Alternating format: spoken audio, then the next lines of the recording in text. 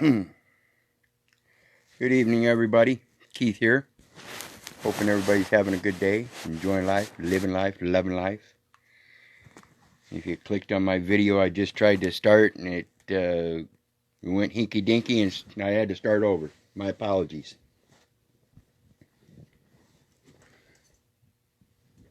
But anyway, like I said, I hope everybody's having a good day. We're going to discuss a few things tonight in regards to the Law of Nations. And I want to start out with a post I made earlier discussing this so you people could do some research for the video. And I'm hoping I'll get some interaction. How you doing, Michael? Anybody that's here, send me a hello. Let me know you're watching. And please share this video.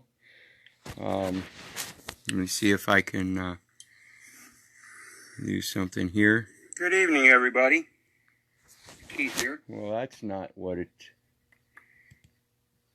supposed to do. Okay. Alright, and I just popped my PayPal link in the comment section for anybody who wants to pass forward some considerations. I would greatly appreciate it. Obviously, it's not required, but I do put a lot of time in this and hoping for some return. We're told to go forward and teach 5 lessons and come back with 5 lessons, go forward with 5 gifts, come back with 5 gifts, da-da-da-da. And I'm just hoping for some return consideration. Like I said, though, not required. Yeah, I kind of shaved off the facial stuff, didn't I there, Mike? Okay, like I said, I want to go over this post that I posted up or put up earlier. And basically what we're talking about when we talk about Law of Nations, it's actually it's called and it's not a law, it's actually just a writing of concepts of the conduct of nations and sovereigns. And what we're talking about in that concept is basically anytime you have any kind of interaction with another being, you're in fact involved with some kind of contract. Even if you're out there hunting by yourself and you come in contact with a deer or something other, whatever you're hunting, and you come in contact, that's a contract. And that contract, in the sense of natural law, the law of nature, is your obligation to nature itself to go forth and prosper and be abundant without being wasteful. And this is what the Native American Indians did in great stride, with great pride, and is why they did not need a commercial system. They did not need a commercial system. They existed well above the standards of a lot of people that can live today without a commercial system, and it worked very well. And the law of nature applies to all, particularly to commercial activities. And so we need to bring them into, when they're performing these commercial acts, we need to bring them into the law of nations. Because, again, like I said, it's talking about the conduct of one's affairs. And when we're talking about the conduct of one's affairs, we're talking about their ethics, principles, and rules of governance. What governs them, and what are its principles, and what are its ethics, what are the moral standings that they have. And this is all pertinent to and relative to the law of nature. When one person thinks that somebody else is being overruling or subjecting them to directives that they're not wanting to partake, then we have to be willing to look at options and considerations and things like that. And that's where we talk about the law of contracts. And that's specifically in relation to bilateral, two parties. And that's why I say, even in nature out there hunting and stuff, you're actually involved in a contract, a bilateral agreement. A bilateral agreement with nature itself, so that you're not going to go out there and see a buck, a doe, and some fawns and shoot the fawns. You know, it's just not your obligation to shoot the little ones and destroy the lineage of that family. You know, you're supposed to take out certain members, and a lot of people don't know how to logically rationalize how to do that, and it's a big detriment to themselves and the people that are around them. So we're going to talk about some of those concepts about trade versus commercial. Um, when we deal with the commercial system, we're dealing with a monetary institution of a medium of exchange known as fiat money, fiat currency. And in the realm of trade, like I said, we can go out and be prosperous in abundance without having to deal with commercial system by fulfilling a natural obligation. Instead of having the stores that provide all the food and everything for us, we have a natural obligation, a self-preservance of life itself that says we should be paramount in the discretion of what we are putting in store for ourselves. When we think about the law of nations, we think about treaties. And one of the important things, like I said, in the law of nations and respects to the law of nature, it includes particularly commercial affairs. And when we look at the law of nations, we see something called a commercial treaty. And the commercial treaty is a formal agreement between states for the purpose of establishing rights and regulating conditions of trade. So here we see that a commercial treaty in the commercial realm has to deal with the purpose of establishing mutual rights and regulating conditions of trade. So we already see that a commercial treaty brings them into the trade realm, okay, which is a superior realm to their commercial instruments. In beginning was Word, and we have the option by our word to simply trade products, goods, and services. We don't need that commercial contract. However, it's still in place through the law of nature, okay? It is a bilateral act whereby definite arrangements are entered into by each contracting party towards the other, not mere concessions. And see, that's the way these courts are operating everything today. They're operating on the presumption that we have conceded. Concessions. And this is from Wikipedia. The next one says definition of commercial treaty is a treaty that defines the conditions under which citizens of one country may do business in another and covers such matters as the right to hold property, mode of enforcing claims, and tariff privileges. And what we're talking about here is the United States as a foreign country, a foreign corporate country operating in our area, in the American area, as in our American national lands. And that's what it is. They're the ones that have to have that treaty. However, that treaty applies to all, because the only way you're going to be able to get remedy is if you apply that law of nature to yourself and behave naturally.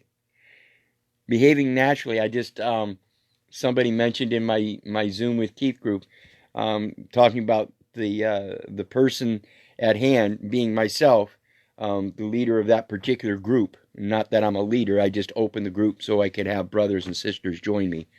But they were talking about, I'm the one in question. Great. Because the law of nature says you're supposed to question everything. And tell you what, folks, I don't want you to trust your government. I don't want you to trust your neighbor. I don't want you to trust me. I want you to trust in him and believe that ask and ye shall receive, seek and ye shall find. Question everything, please. And so when we come to this definition, this is Webster's, Merriam-Webster, 1868. And again, we're talking about the difference between a commercial system, the United States corporation country, operating their business affairs in our land, and they have tariff privileges. They don't have a right to tax anybody, just like we ourselves don't have a right to tax anybody. Even in our system, we don't have a right to tax anybody. We're supposed to be equal. That's equity. And then a couple of the things that I want people to look up here is GATT, and I'll post these two links in the comments when we get done with the video here. Or you can go to the post below this video on my Facebook profile, and these two links are there. And it is GATT, which is the General Agreements on Tariffs and Trade. And again, we see the distinction between commercial system by tariffs, the privilege of taxation, and the realm of trade, which are distinct and different because they use the word and. Tariffs and trade, showing a distinct difference. The next one is tax treaty. And this is just, you can look up, this one is actually going to be a pretty easy one. You can just look up, go to Investopedia, just put in your search engine, Investopedia, tax treaty. And it'll bring up this page and it'll tell you what a tax treaty is. It's the same thing as a commercial treaty. Okay? And when we're talking about these treaties, I have to give credit to Thomas Rogers. I don't know if you're watching, Thomas, but when we look up Title 10 of the United States Code, Article 2, Section A, subsection 11. And when we talk about Title 10 of the United States Code, we're talking about armed forces. And I want you people to comprehend before I go any further. When we're talking about armed forces, first of all, I try to tell people everything is backwards. So if you try to turn things around and look at them from that aspect, you might get a better concept of what's going on. And so when we think about armed forces, I want you to turn around and use forces. Do you have a force? Is there some force within you that you can utilize, that you can put a viability to, that you can bring into form and conduct yourself in that manner as a positive force? And then when we look at armed, again, I'm going to relate it to your Second Amendment, or the Second Amendment in the Constitution that supports your, quote, right to bear arms. Again, turn it around.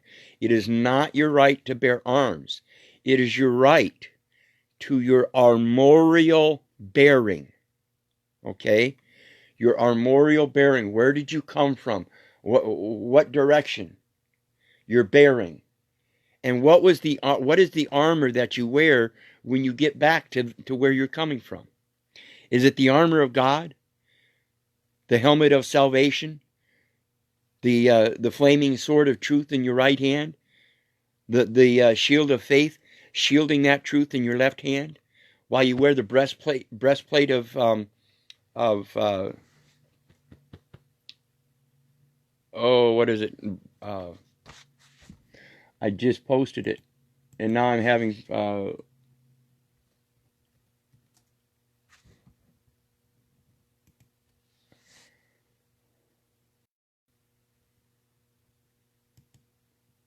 and this is something you guys should all get familiar with. Let me see if I can find it here. But it's then you've got the belt of truth and the boots of your gospel. And the boots of your gospel are directly relative to your freedom of movement, your freedom of travel, your freedom of motion, your mission to go forth and be minister of His word, the gospel. Okay? And this is what we need to realize is our right to bear arms, our armed forces. If you have a force that's armed with the right words, in beginning was the Word, and the Word was with God, and the Word was God. And if you go forth with that power in your heart, as it's written in your heart, with the intent to be fair and equitable, to be natural, to have naturally. It's not, again, people, it's not behave, it's have. The morphemes of the phonemes and graphemes that they use in this written language, and even in the vocal language, and comprehend, those are two separate things than a verbalization. A verbalization is, again, going back to your freedom of movement. It's an act. It's a motion. It's an action. And so when we verbalize things, it doesn't necessarily need to be vocalized or literized. You don't have to write it down. You don't have to speak it. You verbalize it in different ways. You communicate it in different ways. And so it says, 10 U.S. Code, Section 802, Article 2, persons subject to this chapter. Okay, and when we talk about persons subject to this chapter, we're talking about persons that are subject to these words. This is what I want to try to convey here tonight, is the words that we're using and how to convey them in a sense to show that they are in fact uniform with His word.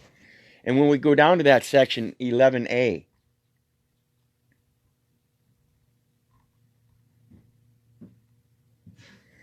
subject to any treaty or agreement to which the United States is or may be a party to, or to any accepted rule of international law.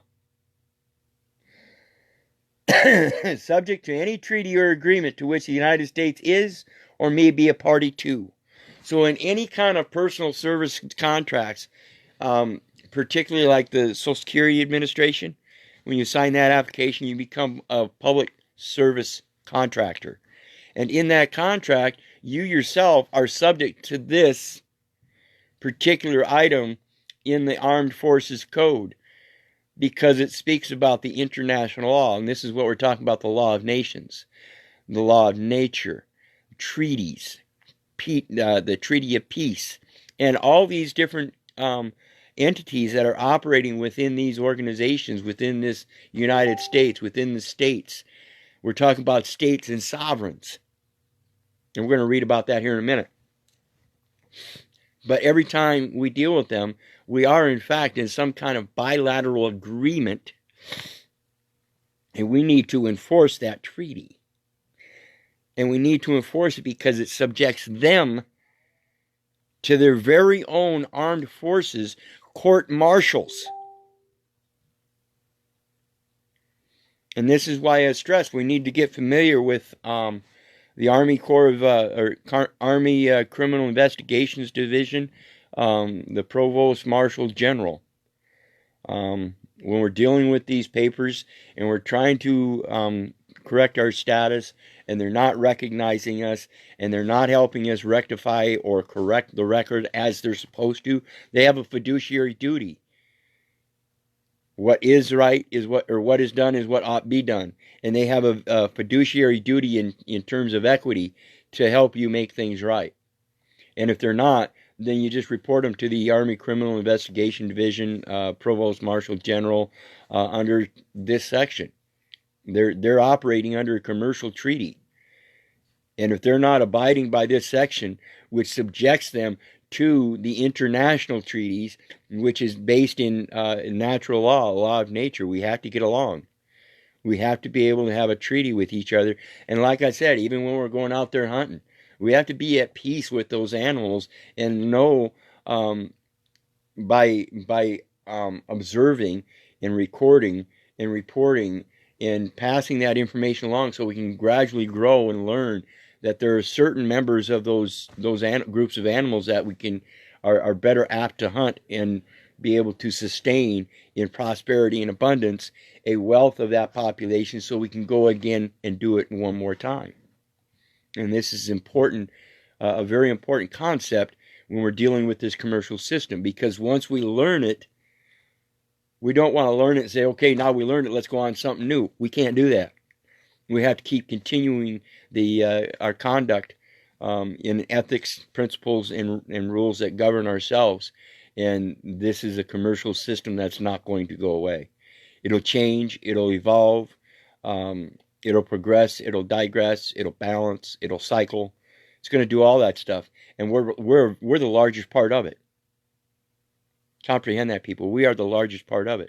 We're the only ones that can bring equity into this commercial system, and we have to do that by our conduct.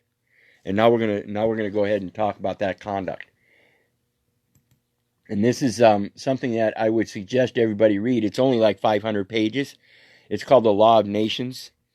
And specifically, Law of Nations, Principles of the Law of Nature. Okay?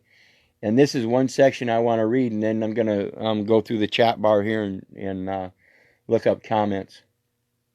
And it's going to take me a few minutes to read this, even though it's just 1-2 little paragraphs, because I'm going to be making some different comments along the way. It says the merits and increasing utility. Remember, I used that word utility earlier. I said we need to utilize our ability of the power of the word. That's our armament. That's what we're armed with, is the sword of the flaming sword of truth of the word. Utility of this admirable work. Admirable. What do we think of when we think of admiral? Admirable in Admiralty Maritime. Armed forces. Admiralty part. And it's in conjunction with the merchant. The commerce. So it's a duality in the aspect of being able to perform commerce or trade. Whether you've got a privilege of tariffs or if you're subject to the trade arrangements where you can't tax them. See, and that's what we're trying to get people to comprehend, is you have that power. You have the power of trade, they have the power of commerce, and that power of commerce is limited. It is a inferior power to that power of trade. And if you don't recognize this, you're not going to be able to assert it. So you have to learn your power of trade over their privilege of commercial system that can or may tax certain events for transfers. And if you're not aware of that, they're going to tax you. And you're not the one that's supposed to be taxed. It's the person, pure and simple. And even then, if you're doing it appropriately, you can put it in the agreement that you don't accept their taxation. It's supposed to be equal benefit and equal consideration. So if they have zero consideration and they're trying to tax you, that's inherently wrong. That's against the law of nature. Okay? That's logic and reason. So the merits of increasing utility of this admirable work have not as yet been sufficiently known or justly appreciated. And that, again, this isn't a law. This is just an admirable work of a set of concepts that are put together. And it's very important, I think, that people read this so they can grasp this concept and better move forward in their life in these aspects, learning how to trade and do commerce and the differences thereof. It has been generally supposed that it is only adapted for the study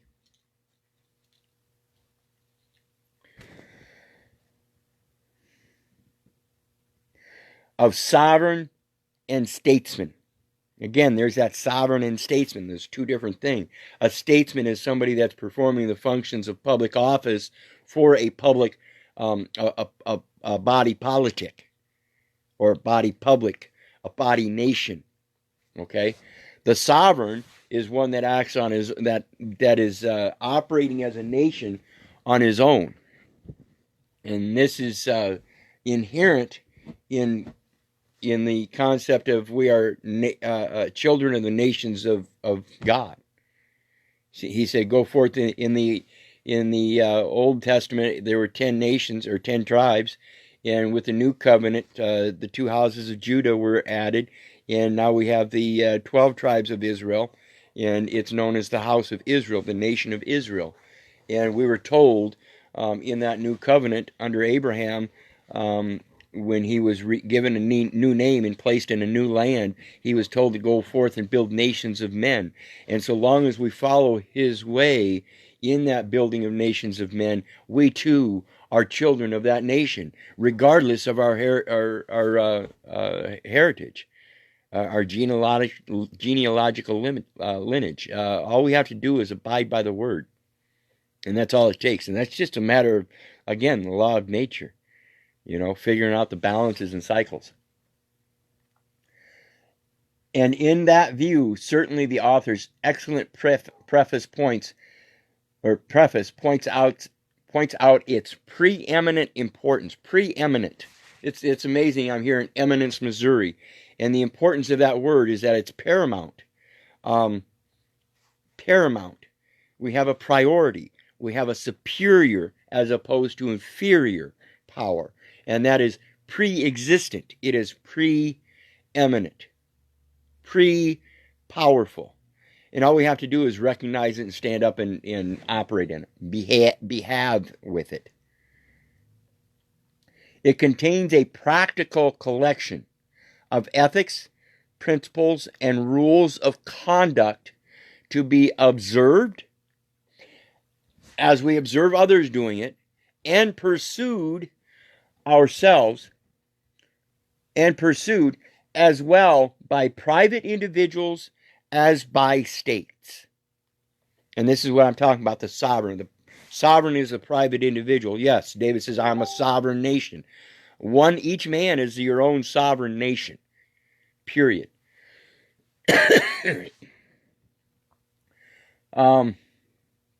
And it goes on to say, and these of the utmost practical importance to the well-being, happiness, and ultimate and permanent advantage and benefit of all mankind. And those are very powerful words there. When my brother Derek talks about talking about words of equity, that's what we're talking about. We're talking about benefit, paramount, ethics, collection, preeminent importance, priority, superiority. They're all terms of equity, and we need to learn this stuff. Learn how to construct them, learn how they're put together. And that's why I say, I hope you guys will take heed and read this. It's 500 pages, but it's a lot better read than any other read I know of, because it's going to give a great concept of how to, again, observe others and pursue yourself the true laws of nature by being equitable, by being fair in the consideration side and the benefit side. And even in the detrimental aspect, if things come to be detrimental, you have to be able to come up with a remedy for and an estoppel for both sides, because you don't want to injure either party. That too can be equal. And therefore ought to be studied by every gentleman of liberal education and by youth. And I agree with that wholly. I believe this should be studied. I believe you should learn this. And I believe you should teach it to your youngers. Teach them how to behave accordingly, behave accordingly. The work, liberal education and by youth, in whom the best moral principles should be inculcated. Inculcated, not indoctrinated. I'm going to put that up in the comments so everybody knows how to spell it. And this is an important word to look up. I hope you do that. Look up that word as many different places as you can so you can get the concept of that word. It is not indoctrination. It is an impression. It is a teaching. It is a learning. It is a progression of fundamental thinking, fundamental thought processes, fundamental self-discern, things like that, and not as our public education indoctrination system does, is just teach us to remember things. We need to learn. Now the next part is going to be very important. I want you people to pay attention as I read through this. It says the work should be familiar in the universities and in every class above the inferior ranks of society. Inferior ranks of society. Ranks, again, are admiralty. They are Army, Navy, Air Force. They are military. Okay, when we talk about ranks, we are talking about military. And if you're going to be a rank, if you're going to rank anywhere, you better rank number one as a member of the army of the House of Israel. And your weapon should be borne as the word.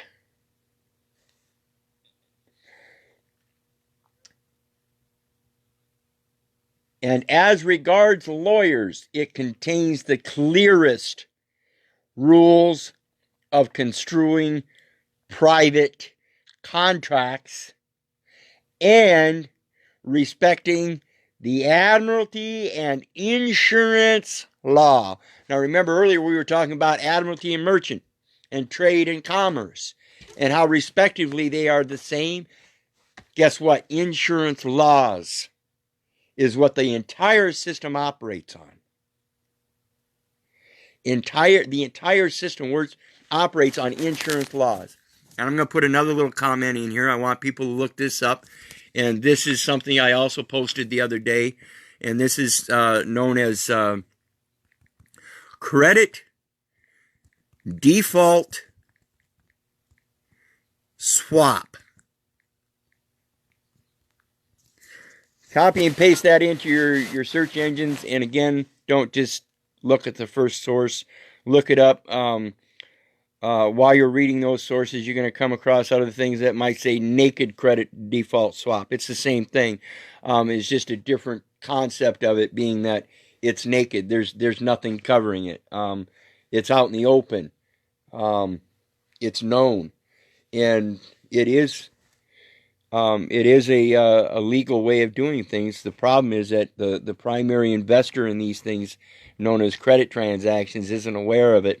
And the people that are doing these credit default swaps, it's actually a bet.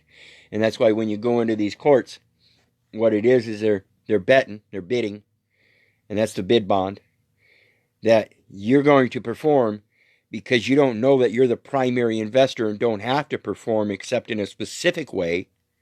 And they're betting that you're not going to perform in that particular way, and therefore they're going to get paid on your default. And it's an insurance for secondary investors. Secondary investors are buying you up left and right through credit default swaps. So anyway, you got to think about that stuff. It is Admiralty Maritime, Admiralty Insurance, trade and commerce, trade and tariffs. It's all the same. If you're going to enforce your ability to trade, you have to be able to force yourself with the armament to trade. And that's generally the word, not a weapon. You don't go out and trade people by raising your weapon. You generally trade with peaceful words. The position of the author, moreover, have been sensibly and clearly supported and explained, and so happily illustrated by historical and other interesting examples. History repeats itself. We're not learning history right. That's all it is.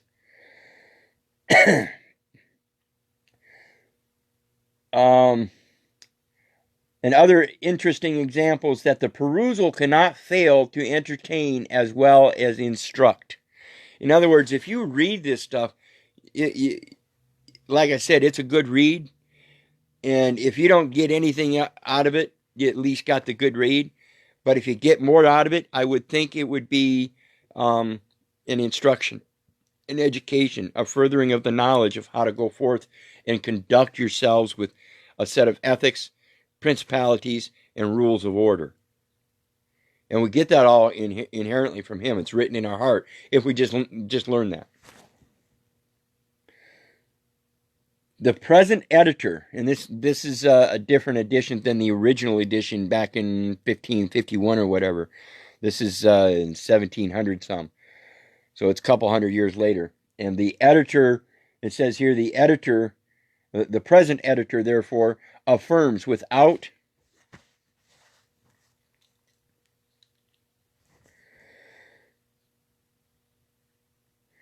the hazard of contradiction that everyone who has attentively read this work will admit that he has acquired a knowledge of superior sentiments and more important information than he ever derived from any other work. Now, I don't know about that because I've derived a lot of information from the Bible, and I think it's much more important.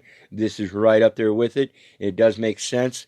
Again, like it says here, if you read it, you will gain a superior knowledge. You will be able, it's very well written, and it has some very interesting concepts that people should be familiar with. They should be inherent, instinctual. But if they're not, if you're one of the ones caught up in the cognitive dissonance, the indoctrination and all that, you can still read this and hopefully better your education. I firmly believe that.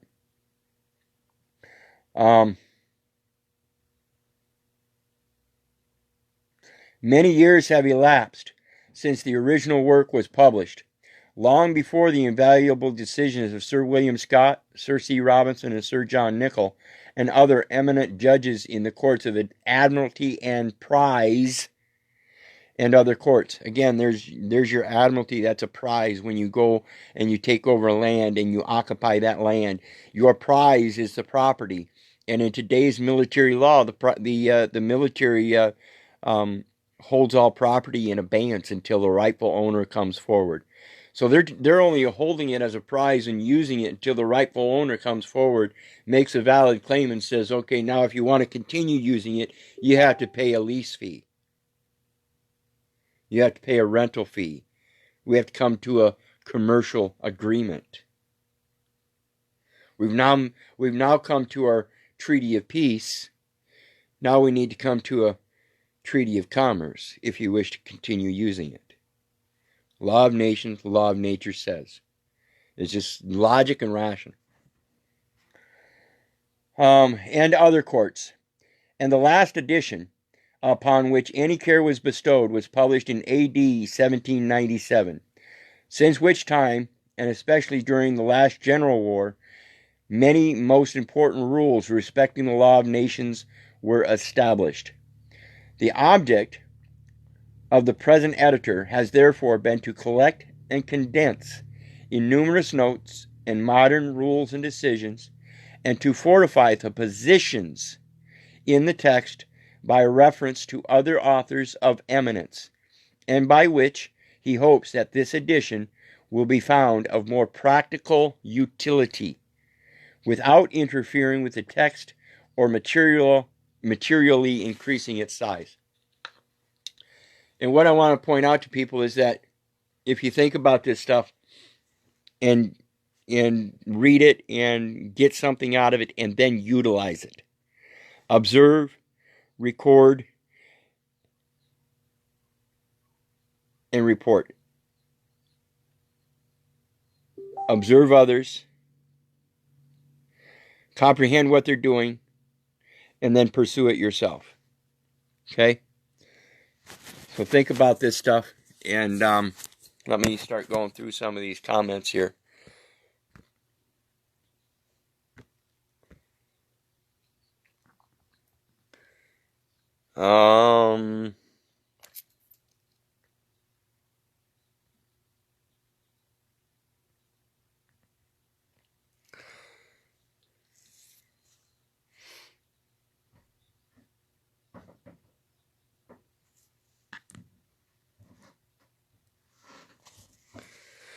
Yep. Dave says foreigners run our fake government, and it's in the sense of the government, it's not fake, it's displaced. It's a commercial government, and it resides in the branches and zones and overlays and territories and all that the United States has through the Washington, D.C., United Nations, and the People's Public Governing Body that we're supposed to have through land jurisdiction is actually in Philadelphia. We're supposed to, and we don't. Congress walked out Sendai, and we've never stepped back up as the correct political body in the right context to reestablish our courts, and that's why everything's the Admiralty Maritime Commercial Courts, and we need to just reestablish that international contract set up, that international treaty agreements. And that's why some of these people go into these courts and say, well, do you have a treaty with myself? Case dismissed. But that's not really a good position, I don't think, in my opinion, to be holding, because then somebody else can actually clarify that you're obviously some kind of belligerent if you don't have a peace treaty. If you don't have a treaty with somebody that's already subject to a peace treaty, and you don't know how to put that to use and effect for your own purposes, your own benefits, by giving it consideration, true, valuable consideration, by comprehending what it is, then you're being detrimental to yourself. You're slowing your education. You're slowing your growth. You're slowing your prosperity. You're slowing your progress. You're slowing your ability to teach others after you. So it's important to learn, like I said, observe these other people and how they operate, so that you can turn around and whatever aspects that they're utilizing that work good for them that you're not using, maybe you can incorporate that into your own behaving and behave what they have. So it's very important.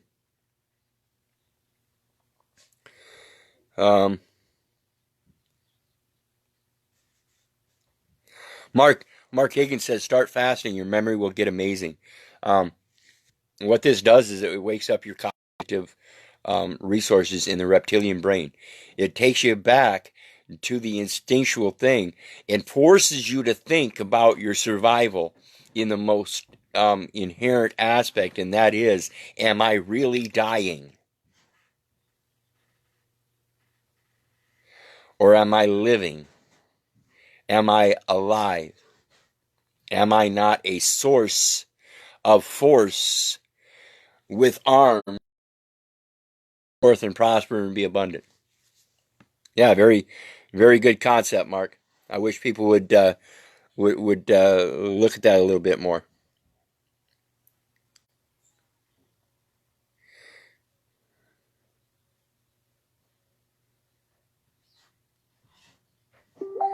Yep. Yeah, George Rodriguez, thank you.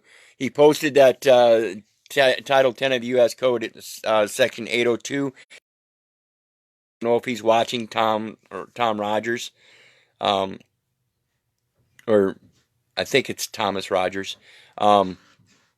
Posted that originally, and it's very fascinating. It goes right along with the Law of Nations here, and this is how you hold them accountable. You prove that they're subject to a treaty on this land. I don't care how they're operating. They have to be here by a treaty. They have to operate. They have to conduct their affairs, through the ethics, principles, and rules that govern commerce. And it has to be done through a commercial treaty. And that, on your state statutes level, is your UCC. On the federal government level, it's the contract on the international sale of goods. On your international level, it's the international or the law of nations, where we talk about trade and commerce, bilateral agreements of trade and commerce, and that's as simple as it gets.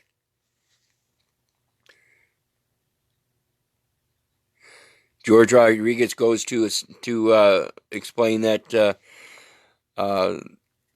the Uniform Code of Military Justice, 64 Stat 10910, USC 801 to 946, is the foundation of military law in the United States. And that's what we're talking about here. Title 10 of the United States Code, Section 801 to 946. And this particular section that we discussed here tonight is 802, Article 2. United States. It's a military law. Like we said, it's court martials, War Powers Act, Emergency War Powers Act, things like that. And everything is, when they're operating under these commercial treaties or these peace treaties, they are subject to court martials. They are subject to the armed forces. Period. It was established by the United States Congress in accordance with the authority given by the United States Constitution in Article 1, Section 8, which provides that Congress shall have the power to make rules for government and regulation and the land and naval forces. And again, that's directly related to the Law of Nations. When they're occupying a land, They have to be able to institute their own commercial system. But when they're dealing with peaceful inhabitants, it's a different story. The law of nature prevails. And the peaceful inhabitants of this nation, this country, will never succumb to a violent force. Laws of nature. Peace resides in one's heart, and if we enforce that, if we show that we can force our arms, not through military style, but through our words.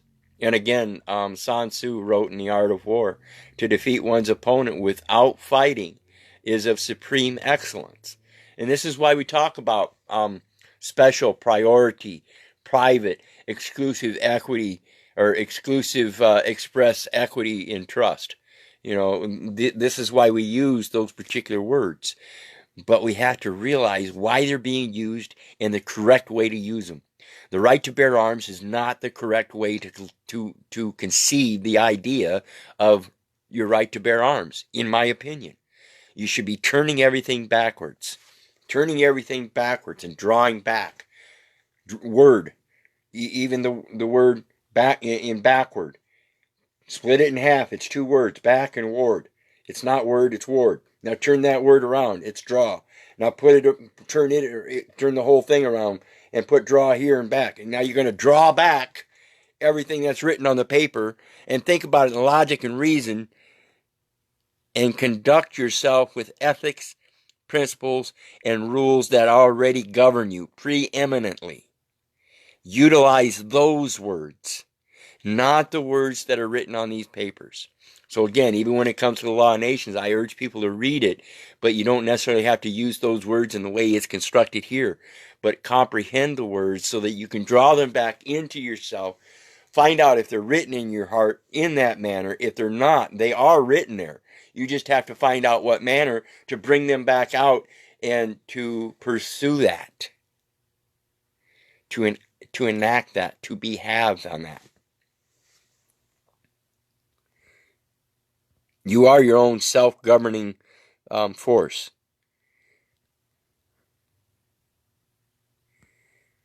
Yeah, and when it comes, Dwayne Brothwell says, understanding the Bible has helped me understand principles of law. Because that's truly what the Bible is. See, the Bible isn't about Jesus. The Bible isn't about God. The Bible isn't about Hebrews. The Bible isn't about Christians, Catholics, Judaism. It's about the principles of how you conduct yourself with ethics, principles, and a equitable, pure equity in nature. So that when you have 3 glasses and you've got 2 brothers that are thirsting, you can hand 2 glasses out. Say, here, quench thy thirst. I still have plenty myself. And this is the true meaning of what we're supposed to comprehend about the word store. We're not supposed to have a store that we have to go and buy things from. We're supposed to have a store that we can freely give of. That's what we're supposed to have for a store. Let's see here.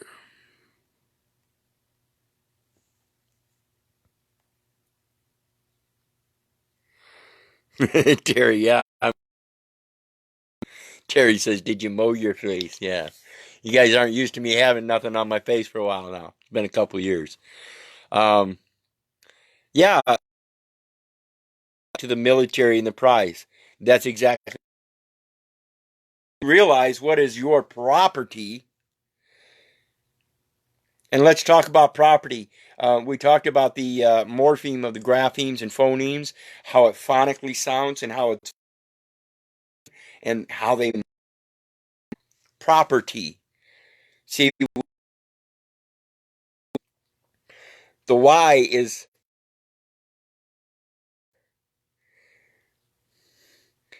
YE is should be in my opinion. It should be proper hyphen T proper to E. Proper to ye. Proper to ye. What is proper to ye? Okay? Think about that. What are the rules that govern you properly? Where are your principles? Where are your ethics? Where do they extend from to prove your armorial bearing, to show that the armaments that you raise as a force are in peace and they are verbalized through words in all manners?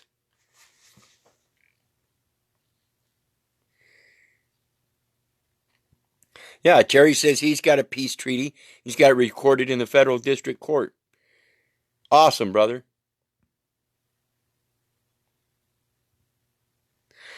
No, John, the Bible is not about enslaving all mankind. Come on, get real. That we can follow to help realize the realize with your real eyes. You want to talk about phonemes, graphemes, and morphemes? Realize the realize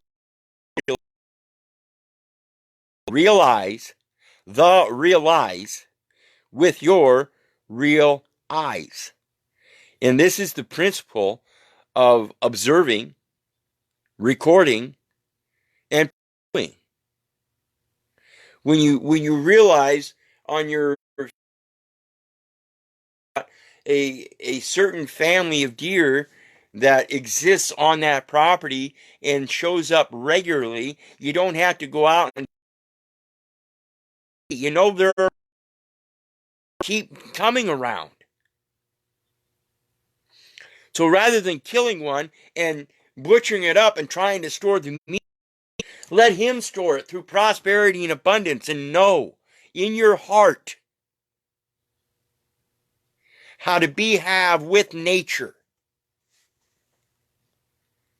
It's like I was explaining, if you're hungry and you go to a new territory and you see all these birds that come flying out at a certain time of the day, you have the mental capacity to trap enough birds to feed yourself if you learn their schedule. Same with the deer on a 50-acre property. If you see them regularly, schedule it.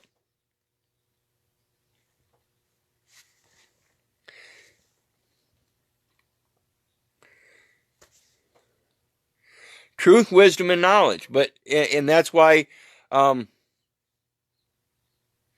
truth, wisdom, and knowledge. Come on, John. You won't find it in places you're researching. Come on, people. Let me help you people understand. I'm not one of these guys that only sits behind this keyboard. I've been doing this stuff for 4 years. I walked out of jail. And granted, I stood there in that courtroom and lost technically, but in the same sense, I did win, because they don't dare want to bring me back to the courts. That's truth, wisdom, and knowledge, and it's not from my research. It's from my experience. It's from observing, recording, and pursuing. Don't sit there and try to tell me truth, wisdom, and knowledge is that's all you're about, and you won't find that in places that I'm researching, because I'm researching in real life experience, not just behind the keyboard. Literally, if these people want to ask, not, it's the only thing in my wallet, people. And what are they going to do? Get me for presenting a false ID? Well, let's clarify what false is first, and then we'll clarify what ID is, and then we can talk about the legal name, and then we can talk about the law, true law, inequity. Do your research in all areas. They created for me, because they didn't create shit for me, John. Let's get it straight. Quit trying to fill these people with the wrong sense of what I'm trying to put out there. You are creators. You create what you do. You create your life. I love you, brother, but you seem off the wall tonight. Don't know what to tell you. Like I said, I'm going to do my best to always express truth as I see the truth.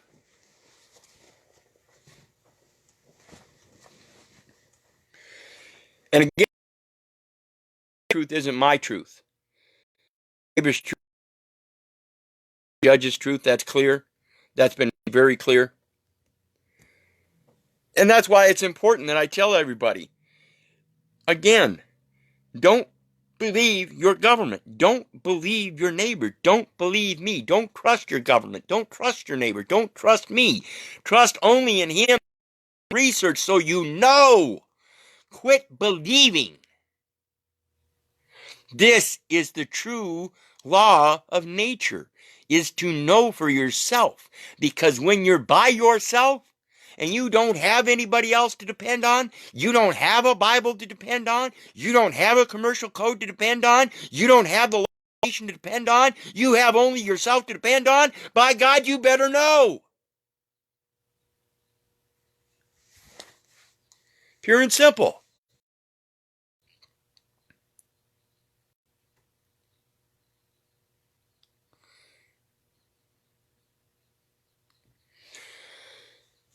They don't control nothing. Let me talk about this word control.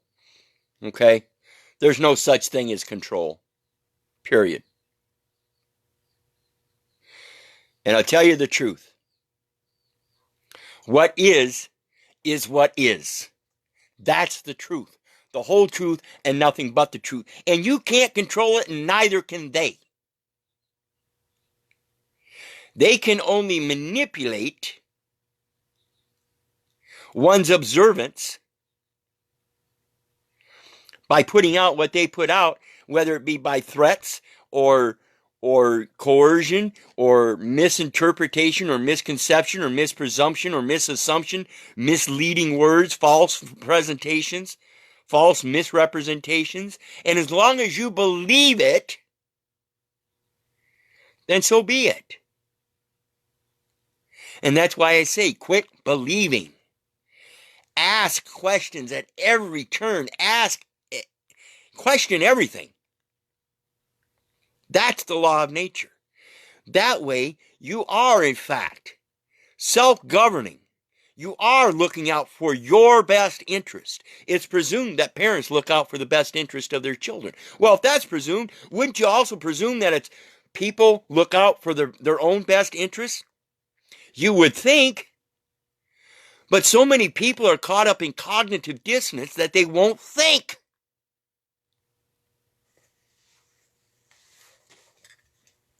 It's silly. It's detrimental to yourself.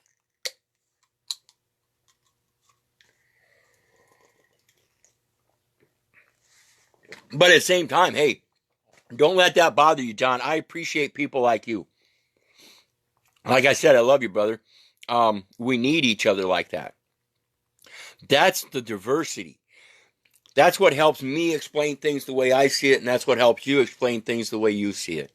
The differences. And the way we conduct ourselves. You know?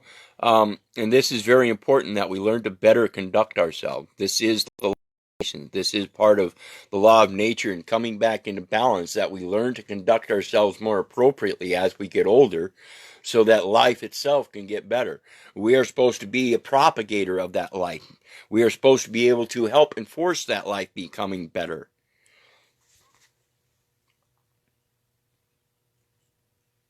Yes, that one, John says the entire system we were born into is about control. And I agree, it is. It is a matrix of false reality forced on us. Yes, it is. Again, that's why we're talking about armed forces. What force do you have? Do you have a force that's strong enough to be able to rebut that armed forces that's being applied on us through threats, duress, and coercion? Can you go to that peacefully? Like I said, I lost my last case because I went in there cussing and swearing and calling them all kinds of names and fingering them stuff. And that's not the way you're going to win. You know, you can only win by peace. Now, granted, I have to admit, John and I have talked about this before, and we talked about that Second Amendment right here in this video. You do have to be willing to raise that arm. You do have to be willing to carry that weapon.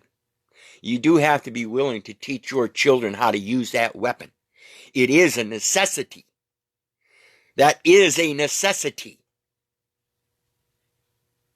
For when it comes time that man be so overpressed if the powers that be were the only ones that could evict that force, then the powers that be would truly be the only powers that be, and you would not have powers. And therefore, yes, that is a very important aspect about that Second Amendment right, and the way it is written that you have the right to bear arms. You do, and you better. That is just as important and equally as important as the right to your armorial bearing. Period.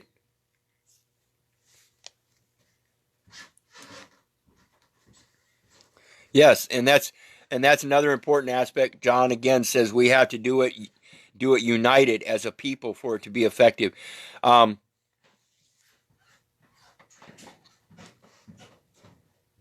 at a time. Like I said, John, I enforce this stuff myself through my own experiences and not just behind this keyboard. But it's very hard for most people to do that, particularly considering the idea that I have no one that's dependent upon me. Most of you people out there have families and other friends and stuff that depend upon you. And so you have to maintain a job. You have to maintain a bank account. You have to have a car. You have to have this. You have to have that. And there are certain ways you have to do things. But we need to start thinking about things in a better manner so that we can correct those things along the way. And this is very important. Again, my people shall perish for lack of knowledge. And so if we don't gain this knowledge and come together as united, each and every one of us individually, our families will falter and fail. Because if we don't follow that message, we can't teach it to our younger ones. And so if we don't follow that message, he knows that we're denying him, he's going to deny us. And if we deny him, or if he denies us because of that, he's also going to deny our children for that same reason, because we're not teaching our children. Again, it's your right to and your right to bear arms, and we need to teach both aspects to our youngers. It is very important that we come together in that and quit fighting and bickering about things. It is a law of nature that we're supposed to balance out. So think about this stuff, people, and remember,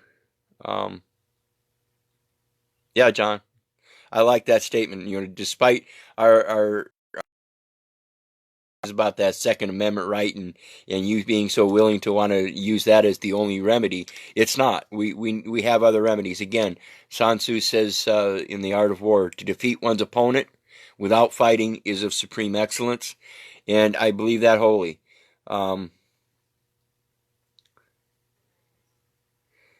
It's important to learn it all as much as you can. Don't go a day without learning. If you go a day without learning, you start dying. And this is one of those things I wish our younger children, and as part of the indoctrination of the public education, we believe that when we're 18, we're done educating unless we're going to go on to college. And that's not so. We should continue to educate ourselves with or without any further education. And in my case, when we talk about homeschooling, I had both public education and homeschooling. When I got done with the public education system, which I very rarely had any kind of schoolwork. It came easy to me. Then the real work came, and that was going back and doing the comparative research at home through homeschooling, learning how the gardening actually works, learning how automotive actually work, learning how to do the roofing, learning how to do chimney work, learning how to do all kinds of remodeling work, learning how to do lawn care and landscape. It all happened at home. Learning how to do the cooking and canning and all of that. Learning about diet. That all happened at home. It wasn't the subject of the school. And matter of fact, the schooling, and we see it more prevalent today, our history classes have changed. Our government classes have changed. They've taken out civil courses. They've got all kinds of things that are just new math. What the hell? Why would you try to express a different way of doing math as the way of doing math? There's many ways of doing math. There's many different calculations. And that's why I say about this, we need to learn all that we can, including the old math and new math. We need to learn them both so we can figure out what the differences are, so we can explain that to our children so that they can deal with the most comfortable way of pursue. They can conduct themselves in the most comfortable way they can conduct themselves, and not according to somebody else's rules of conduct. See, that's what it comes down to, is the moral rules of conduct isn't your moral rules of conduct compared to my rules. It's moral rules of conduct according to who you're familiar with. And this is one of the that's why John says we got to unite and come together to fix this, because they use that for numbers, a matter of numbers, as a state being larger than the sovereign. And this is the Calvo doctrine, where they speak about it doesn't matter if I'm one individual. I have the same sovereign powers as any nation of millions and billions of people. I don't care. I have the same powers, whereby they maintain privileges of state. And so the law of nature says man on man, mano y mano, quid pro quo, one on one. In like kind, my powers of a nation of 5 million people, 7 million people. My powers as one man is the same as the entire population of the world as one body. I have the same powers. They're inherent in all of us, equally distributed. Again, if I have 3 powers and there's 2 other men that have no powers, I'm going to give each man a power. I'm going to go forth and teach 5 lessons in hopes that I can come back with 5 lessons more. Prosperity and abundance in all that I do. And this is the importance of following that word. Again, when I was involved in 12-step programs, it wasn't a matter of just going to the meeting and following the word in that meeting room. It was a matter of following outside those doors. So when I do my research, it's not just on this keyboard, John, believe you me. When I was in Boy Scouts, I wasn't just doing the Boy Scout thing in Boy Scouts. There's one particular thing that they talk about in Boy Scouts that you don't do in Boy Scouts, you do outside of Boy Scouts, and that's to do a good turn daily. And even that, I'd come to an adult concept that I don't do a good turn daily. Every day, I turn good daily. Every day, I'm doing His good works in earth as it is in His heaven, in His kingdom. Where thine power is the glory, thine is the power, the kingdom, and the power and the glory forever. And that's where I'm a citizen of. That's my nation. Child of God, of the house of Israel, the nation of Israel. So think about this stuff, people, and remember, I put my PayPal link up there at the first comment. Anybody that could help me out, I always appreciate it. It's not required, but I always appreciate that return consideration for what I'm putting out here. Like I said, we're supposed to go forward with 5 lessons, come back with 5 lessons. It's just a matter, it's a concept of equal consideration. So please help me out. And remember, in the meantime, if it wasn't for you guys, I wouldn't be doing this. So God bless. I love you all.